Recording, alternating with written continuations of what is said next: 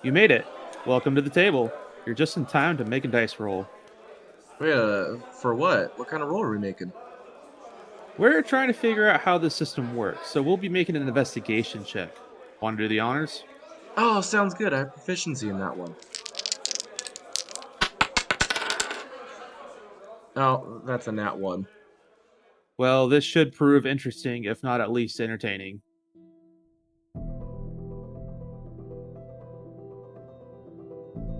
Welcome to the Nat One Nerds podcast.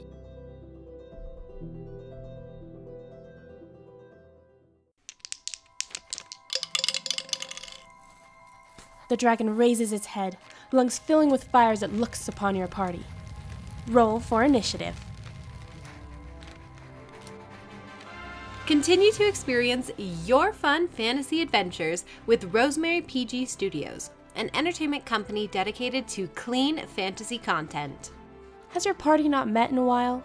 Have you been craving a D&D adventure? Watch our live D&D campaign, The Harbingers, at rosemarypgstudios.com.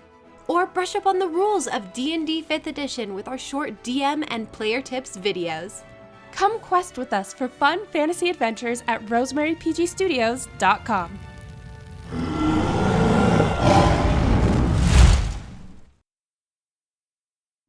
Welcome to the table, everyone.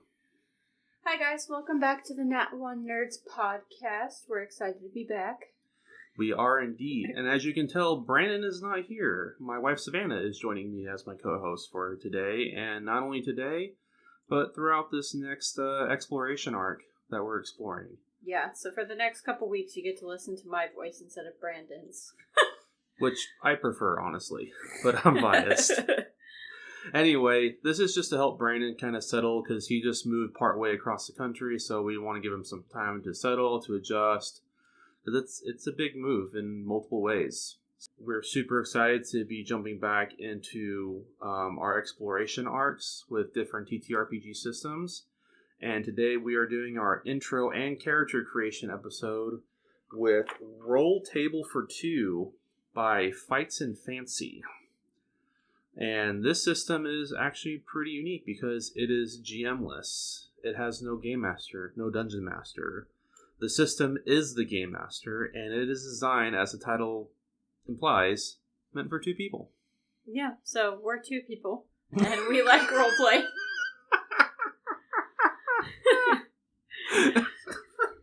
But no, I'm actually excited for this system, because this is one that Parker showed me a couple months ago, and then he got it for us for our anniversary.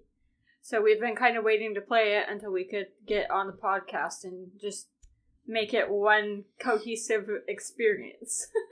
Yeah, no, my wife Savannah was super cool about exploring the system, not only exploring it, but exploring it with you guys as well. So definitely appreciate that. I will also make a side note. Savannah is not the only guest on right now, technically. No, the other guest is knocked out finally, though. We have our 2-month-old son with us, and he's doing a great job so far. He's currently taking a nap, but if you start to hear some baby sounds, they should be cute, so they should be cool, but now you know. So yeah, Savannah, what other thoughts do you have about this system? Kind of expectations? What are some hopes you have for it? Because this is the first time we're exploring something super different, honestly. Because we've explored one with Lord of the Rings, we've explored a more roleplay heavy one, but they're all kind of pretty much kind of that same format of a game master of some kind and then players associated. Well, this one is more of a 2 players and that's it. Yeah, I think somebody described it as like a choose your own adventure kind of deal, which I read those books as a kid. I loved them. I wonder if that's how the system is kind of going to be. Is like, you read a section and it's like, okay, make your choice, role play it out, and then you like flip 4 pages to like, you know. I think I'm more interested in just how it's going to be a DM-less system. Like, the book is the DM. Will be interesting to see, because I've only ever played in systems that have somebody running the game, not having a book necessarily be the guider of Yeah. the system. Yeah, no, for reals, because I've heard the first time I've heard of a DM-less system was actually a D&D. The adventure module itself was the Game Master, the Dungeon Master. Yeah. And so that kind of intrigued me, but then I discovered this system on Instagram, and I was like, wow, this system is actually not only, it's not an adventure made without a Dungeon Master, it is a system made without a Dungeon Master, Game Master, Yeah. Lore Master. And I think that's the other thing, too, is, like, if you think about the other systems that even, like, we've just explored on the podcast, is, like, the combat scenario. It's going to be interesting to see how that, like, if that takes place and how that takes place between two people and a bunch of words on a paper. Yeah. So I personally haven't read too much in this system yet. I've kind of really tried to focus on the character creation aspect, as well as a couple other different rules, including combat. Okay. So from what I recall with the system for a roll table for 2, is that essentially the book doesn't necessarily roll, quote unquote, for the enemies. There's not like not like the One Ring where you had target numbers you had to beat, which I thought maybe that might be the direction it goes, because if there's just a target number or like a DC in D&D, then you just beat that and you move on, right? Yeah. The system actually has you role play the enemies in combat scenarios, so you roll for them. Interesting. And we just kind of switch Like off. back and forth. Yeah, and there's like there's a table of special moves that you can choose from, depending on where the guy goes. So I think it seems that there is a little bit of trust when it comes to the system, that people, when they play it, that they will abide by the rules fully. Now, with all tabletop role-playing games, you make it how you want. So if you want it to be really easy, you obviously can do that. But I think the way the system is written, what they kind of default to is that you allow yourself to be challenged a bit, which I think is the funnest way anyway. Yeah. Because if there's not really a challenge, then it's nothing. Yeah, I kind of wondered if it's going to be like a Choose Your Own Adventure book, although weirdly enough, I never really read those as a kid. I loved them. I know, I feel like I would have devoured those as a kid, but for some reason I never really because you came like across. start on page 1 and then you flip to page like 47 and then you go back to 3 and then like it's... Yeah, well... You end in the middle of the book. I mean, granted, I was reading The Hobbit and Lord of the Rings in elementary school, so, I mean, I guess that might have been why. I don't know. I'm basic. Well, no, it's just, I don't know. I kind of jumped levels in reading, and I guess I just kind of jumped at that point. Because I remember, which is weird, because I did read Magic Treehouse, which I feel is like similar to a lot of those Choose Your Own Adventure books. Like, they're not that much thicker, or... They're not, it's not that they're thicker, but it's different, because it's not like... You could read the same Choose Your Own Adventure book like 3 or 4 times, and not get the same ending. Yeah. Like, I would do that sometimes, as I would go through. I would, like, read the book once and get my ending, and then I would go back and obviously choose the other choice so I could get a different ending. Mm-hmm. But it'll be interesting to see, like, how they, like, help move the system, like, move your game along. Yeah. Which I think that's one thing, is Parker read more about the character creation. I think next episode I'll probably read a little bit more on like how the system works, so that way it's like we share the load. The load. So, but we have talked a little bit about our characters already, because again, this is something that Parker's been like reading to me periodically at like nighttime, and we're finally calming down a little bit. So we do have a couple little things picked out about our characters. So, something to keep in mind. So this system utilizes D6s for all your rolls. Like Lord of the Rings, or the One Ring. Similar.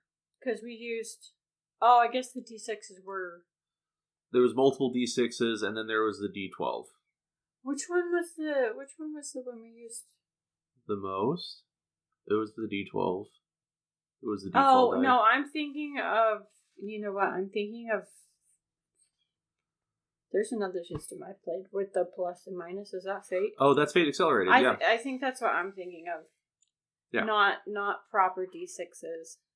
Yeah, no, these are proper D6s, because since the dice don't really I think you could probably order dice from them, I'm certain. Yeah. But if you like get the PDF like we did and print it out or have it electronically, then obviously we need easy access to dice, and D6s are the simplest dice to get. Oh no, we have so many of those already.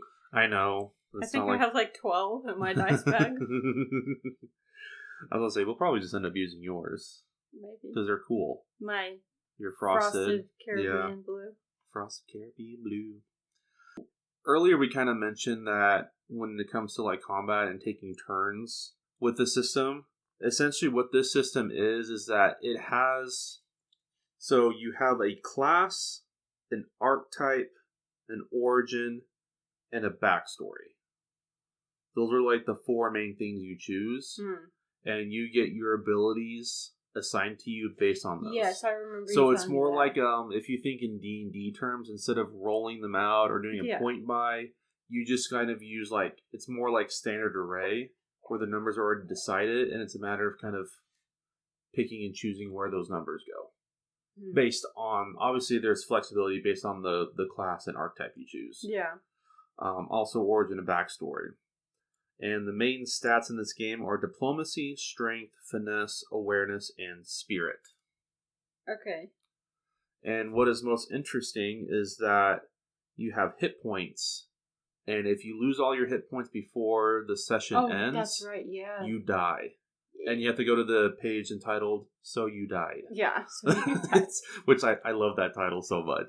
Because obviously they want you to have fun with the thing, with the system. Yeah. So it'll be interesting, but I guess depending on how the actual play goes, we may explore it then, or if not, then we'll explore it in the next episode after that. The other thing too with this system is that you have abilities, and each ability costs ability points. But I think a lot of games have ability points, and you pull from your store, but the game makes it clear that if you run out of ability points, then you kind of are just there, so hopefully you don't die until the end of the session, because you don't get ability points back until the end of the session. So it's like Wesley in Princess Bride when he just can't move his arms and his legs. Yeah, it's kind of like, like, just carry him around. And it's kind of like that. You rely on player 2 or player 1 to help you get through. Okay. So it's definitely a bonding TTRPG. A lot of trust.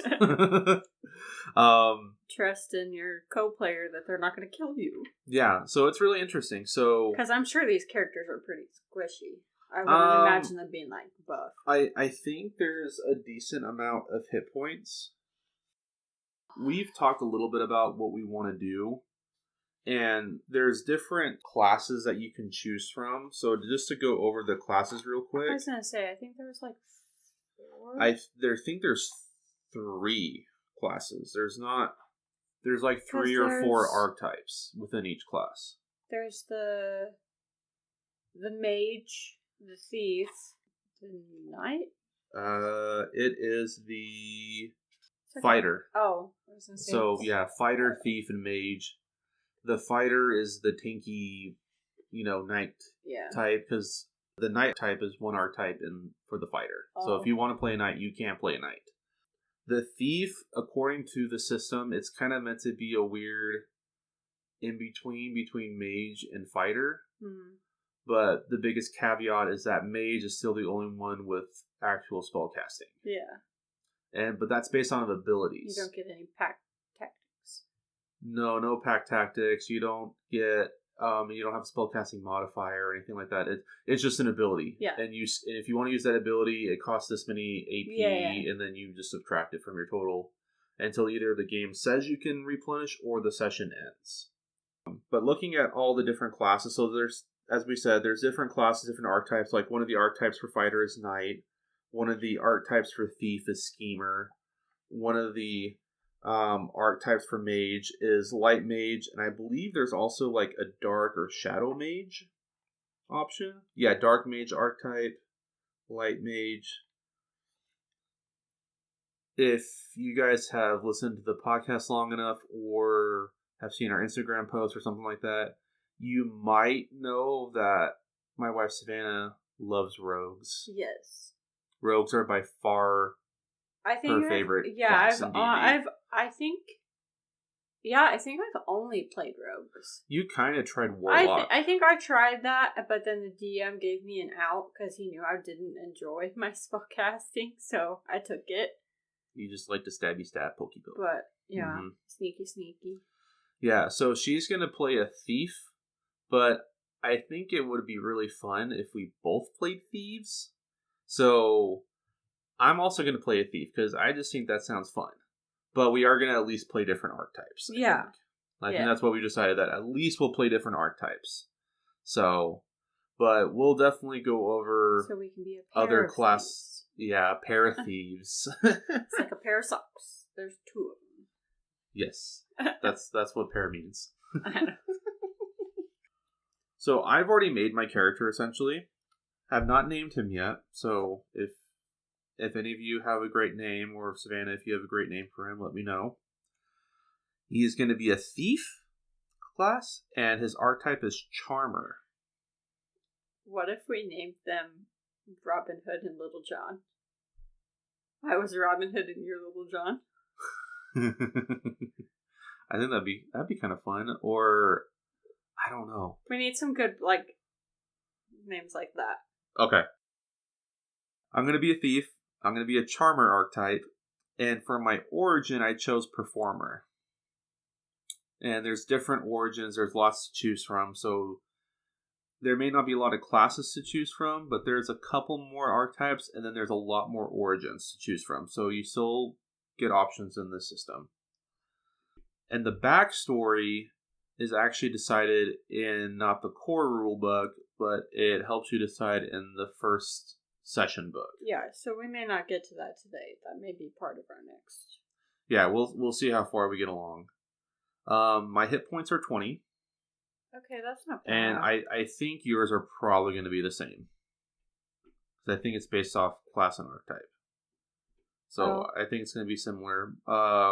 My guard or my AC in D&D terms is 5. So people need to roll 5 or higher to hit me. So I know that the fighter definitely gets a much higher guard. Sorry. than the thief. Thief, I think, is kind of, again, that middle road. So I guess 5 is kind of the average across the board. My ability points that I have total are 15. Okay. And a lot of abilities will have either 1 ability point cost, 2 ability point cost, or 3 ability point cost. I think 3 is the highest, most expensive so they ability. Want you to use strategy too. Yeah, they want you to strategy, so you have to be careful how often you use ability points, but it's kind of like the One Ring where you need to use your hope and your D6s, but not too often. Same thing with this system. I was going to say, I think I'm the only one that used hope in that system. Yeah, well, it's definitely a very different mechanic, for sure. Yeah. Anyways, keep it. So, essentially, just to kind of iterate, my origin Performer, what it does is that it gives me the ability called Team Cheer, and it costs 2 ability points. It says I can add my spirit modifier to any rolls for the next 3 turns. Oh. So I can add them to your rolls too, or mine. So it's like Bardic Inspiration. It's kind of like Bardic Inspiration. Okay. Yeah. I figured Thief Charmer is probably as close as I can get to a Bard in this system, so. Oh, yeah. Especially when you choose Performer as your origin. So, the ability, in each class, they'll have abilities. You can't have all the abilities, you kind of have to choose some of them. And we'll go over that, but just so people know what I'm going with, is for my class, I chose Stab. Your class? My class is Thief, with the ability from my class that I chose was Stab. Okay, you said your class. Oh, sorry. Stab. Sorry, my bad. So that's how I got confused. So it costs only 1 ability point. It's pretty straightforward. I roll Finesse, the enemy rolls Guard. If my roll is greater, I cause 1d6 damage. Okay. So, yeah, pretty straightforward. But you were telling me, at first, if you don't pick it, you can't use it. So, if I don't pick Stab, I can't stab. So, yeah, essentially, you can choose abilities, but I think as long as you stick to the same class and archetype, after the end of every session, you can also re-choose abilities. Yeah, but which is nice. So if you really didn't like something, you can change later on. But like if you start with stab and I pick something different, I can't stab because I don't have that ability. Correct. Okay. Yes. I also chose stab because it's a low cost ability, and I figured it's good to have at least one low cost ability to use. Yeah. Because if we play like the D&D players that we are, we'll probably choose violence more often than not. You never know. Yeah. I think in different systems, you find it easier to use different strategies. Yeah. So it'll be interesting. That will also be interesting to see is like, because D&D and the One Ring are more like combative. I feel like the only system I've played that's been more like strategy role-playing-esque was the Call of Cthulhu. Call of Cthulhu, yeah. There's definitely so a it'll lot be more interesting. It'll be interesting to see if that's the more natural approach, because I feel like in D&D and One Ring, the violence aspect is more kind of more at the forefront. Yeah. Yeah. Versus other things. So it'll be interesting.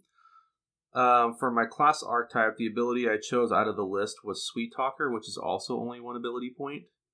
I can add a 1d6 to an opponent's ability roll, either as a plus or as a negative modifier.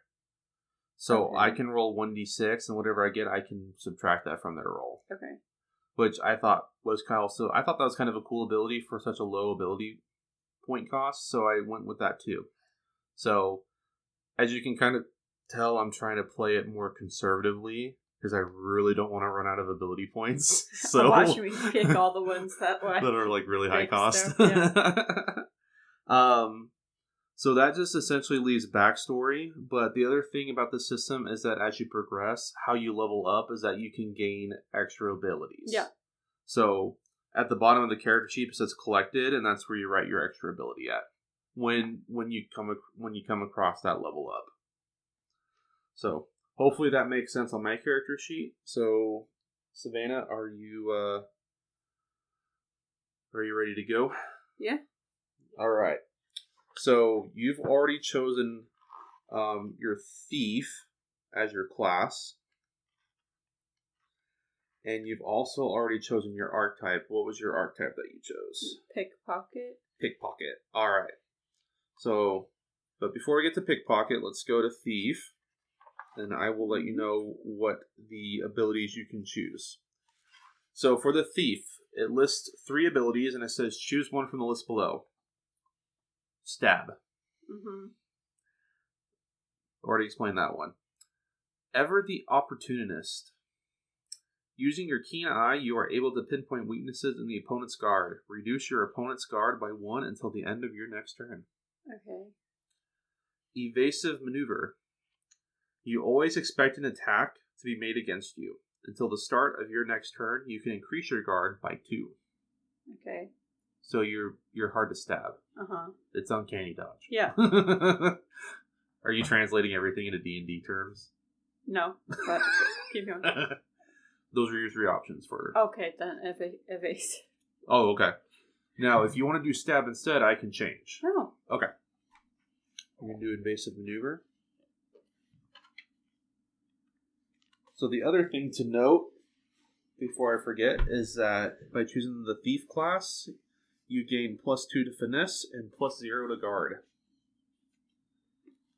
So your guard is 0, but for finesse, you get +2 in that.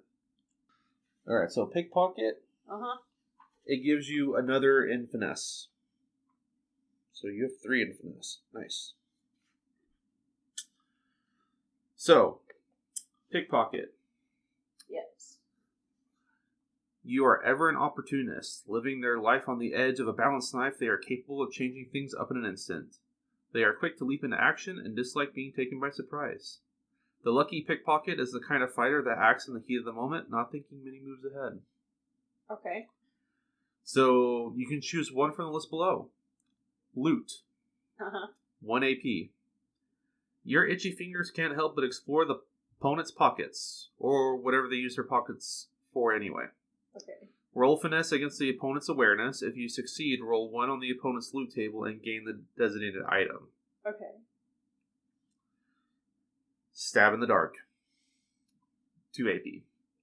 Your luck carries your blade more than your skill. Make a finesse roll again using 2d6 instead of 1 against the opponent's guard, and roll 2d6 for damage if you succeed. So it's like a powered up stab. Yeah. It's a super stab. Yeah. I feel like you've already chosen before Keep finishing going. the list. No. First strike, 3 AP. You always lash out at an opponent before they can harm you first. When an opponent attacks you, roll 1d6 damage before they use their ability. So you just automatically cause 1d6. Okay. But it does cause a bit more AP. Okay. Those are your 3 options. I like the middle one. Yeah, I thought so. I knew it.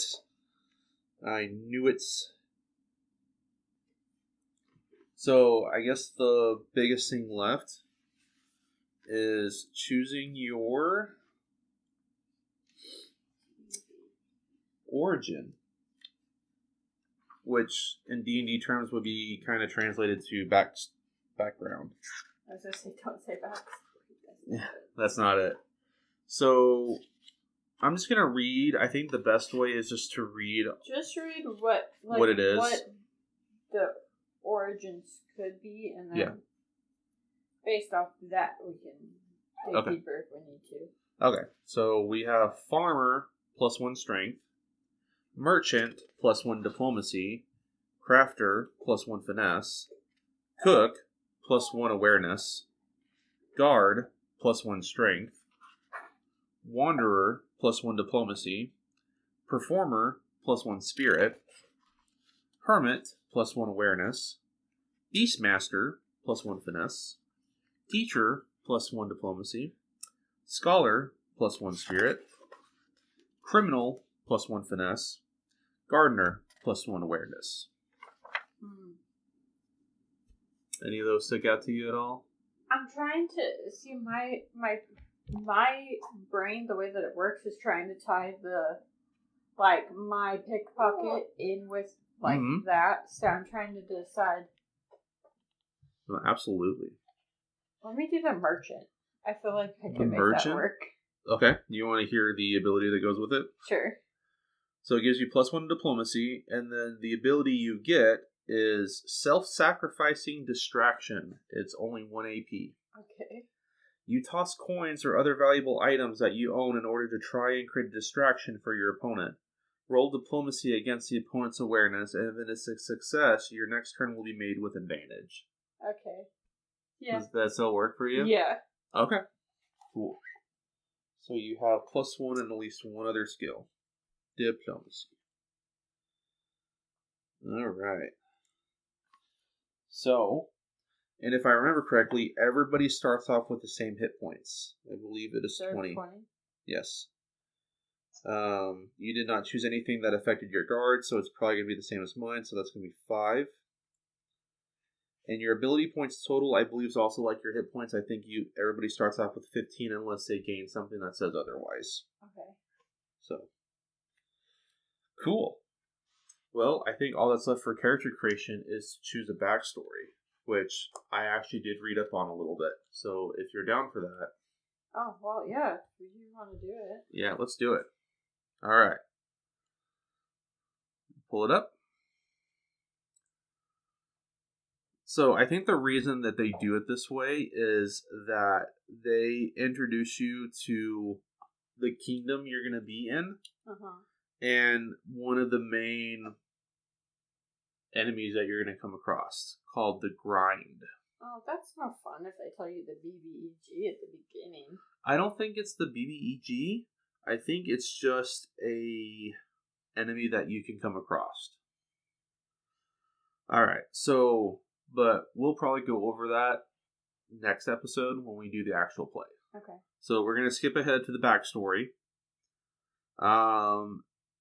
Essentially, it states that your characters will need to have a shared backstory. So this is the point where we have to have a consensus. Yeah. Yeah. Well, what's nice is that kind of like the origin, it gives you a skill and an ability. Depending on what the background is. Okay, but it's a shared skill. It's a shared skill, so okay. yeah. So, what's our... So the first one is your hometown was destroyed by the grind. Okay. All right. Skills, add 1 to strength and add 1 to spirit. Okay. Ability, a desperate move, costs 3 AP. The rush of panic and adrenaline fills you both, your eyes meeting across the battlefield with a silent understanding. Letting out a loud cry, you both charge for your opponent at the same time. The character whose turn this ability is used on will make a spirit skill roll against the creature's guard with advantage. If you are successful, both of you may roll 3d6 damage, plus 1d6 damage for every additional ability point you want to burn. Ooh. So you can just hit hard. Yeah. Dang. That would be an easy one to choose if one of us did fighter. Yeah. That would be dope. Second option is you both train together as children. You are taught together as children under the same tutor. The skills is add 1 to diplomacy and add 1 to a skill of your choice. That may be useful to bump up our guard. I don't know if guard is considered an ability, but we can double check. Oh, wait. Oh, sorry. You're right. My bad. Okay. Let's see here. The ability is Disciplined Attack. It is also 3 AP. Let's see. Your honed skills and trained discipline aren't easy to forget. Muscle memory takes the lead as you both perform a coordinated attack in unison. Okay, the character whose turn this ability is used on can roll their highest skill against their opponent's guard. If successful, you may each roll a number of d6 equal to your own highest skills modifier in damage to the opponent. Okay, so it's kind of like the last one where you can potentially hit kind of hard. Uh-huh. But I kind of almost like this one already because that skill of your choice is really nice. Well, that gives you... but do we have to both pick the same... We have to pick the same backstory. No, I understand that, but when it says pick the skill of your choice, can you pick a skill and I pick a different skill? That's a really great question. I'm not entirely sure. I'll have to look that up, but I feel like the intent is that we choose the same skill. So it'd be... Because it's unison. Okay. That's. I feel like that's the implication. No, I agree. That's why I was asking. Okay, so that's kind of nice. Let's see. The third one is you both shared a special night together on the road. So I'm gonna let everybody know right off the bat. When I first read that, I was like, "Dang, system, dang." But then I read it and I realized that they meant special in like general terms, not in specific terms. Oh. So, essentially, there is a peculiar night. I don't know if that's even better. And no, that makes it worse. Oh, does that make it worse? Oh, I am so sorry. Not... Okay, so it's okay. It does sound bad, though, I will say that. It's not special. It's just special. It's just... Yeah. Yeah. Well, the first sentence makes it really bad, too. It was just one night, but it was a night to be remembered. Keep reading. Maybe it was a good night, or an awful one, but one that won't be so easy to forget. What happened that night exactly is up to you to decide. Maybe it was intimate, maybe it was embarrassing, or maybe it was just important to you. Okay, so they leave it up to your... Yeah. Okay. It just definitely... So it sounds like it's intimate at first, but then it's like, oh, no, it doesn't have to be. So okay. It's... Yeah. So the skills are add 1 to diplomacy and finesse. So 1 to diplomacy and then 1 to finesse. That might just be fun for the sake of us being married. That's true. That's true. The ability is sharing the burden. So I think these all cost 3 AP. Your feelings about one another are not forgotten in the heat of battle. You can't let them slip away. Whenever your partner is attacked in battle, you can activate this ability to sacrifice any number of points from your own guard before any temporary benefits to give to your partner for your next 3 turns. At the end of those 3 turns, the points return to you. So one of us becomes weaker or even more easy to hit. The other one is saved. So that would be really helpful if we end up in a combat scenario and it's not going our way. Yeah. So that would be nice, I but think I like that one. I like role play aspects to it. Well, I think that'd be kind of fun. I think the fourth one, you become rivals growing up. Somehow the two of you just keep running into one another. Every time you do, it's like the other one is trying to outdo you. no. Add 1 to awareness and 1 to finesse. The ability is you won't outshine me. Oh, so what's interesting about the last one is that it's 3 AP just for one person. And the other abilities, if they're activated, we both have to minus 3 AP. Okay. Does that make sense? Yeah. Because they each say 3 AP each, except for that one. Okay. It was just 3 AP. Okay, interesting. Anyway. Though you may be unified over who your opponent is, there is certainly somewhat of a fight between the two of you two. Using your opponent as proof of your own success, the two of you begin to try to outmatch one another. Both characters each roll a skill of their choosing against each other. Whoever rolls the highest may roll 1d6 damage against the opponent for each point of difference between the rolls. So some of these are kind of similar, but they have like a really cool role-playing twist to them as to why you can use that ability. Because again, this is another one where you could potentially do a heavy hit, which is really nice. And the last one is you have fought side by side against a terrible monster on the road. Your paths have crossed in a moment of adrenaline and conflict as you have found yourselves both facing off a monster whilst traveling. Skills, add 1 to strength and 1 to awareness. The ability is you take the left, 3 AP each. You both move in a familiar pattern to a time almost forgotten until now. Automatically roll 1d6 damage to your opponent each, and you may both roll with advantage and do double damage for the next 3 turns. Holy crap. That might be the most power-hitting one, I think. Let's see, I gotta double check the first one, because that one hit really hard too. Oh, if you're successful, you may roll 3d6 damage plus 1d6 damage for each ability. Okay, I think the first one is still slightly heavier, but dang, that last one is also... I feel like I like the Special Night one or the last one. Okay. As far as backstories go. Okay, we can do that. Because I was gonna think I liked the Special Night one, but the one I kind of liked was you both train together as children, which gives you a skill of your choice. Okay, we can do that one. But we both like the Special Night, so I figured to do that one. Okay. Since we both like that one. Yeah. I was just letting you know the other one I liked. Yeah. I mean, there's nothing to say that we can't ever go back and... Yeah, I think that's what's nice about this system, is that even if it ends up kind of being like a choose your own adventure type thing, like as you said, you can always redo it and choose other things. Well, yeah. And have a different experience. We can choose a completely different character. Okay. So we each get 1 to diplomacy and 1 to finesse. We mark that. So I have a 4 in finesse, don't I? Yeah, you have a 4 in finesse. I'm fine. Yeah, you are. And the only difference is that I have 1 in spirit. Okay. That's kind of the biggest difference. Our awareness and strength are just a flat d6. So, that's funny. So let's go ahead and write that down real quick. Let's see. You should just write special Yeah, night. that's what I'm doing. Special night. Special night.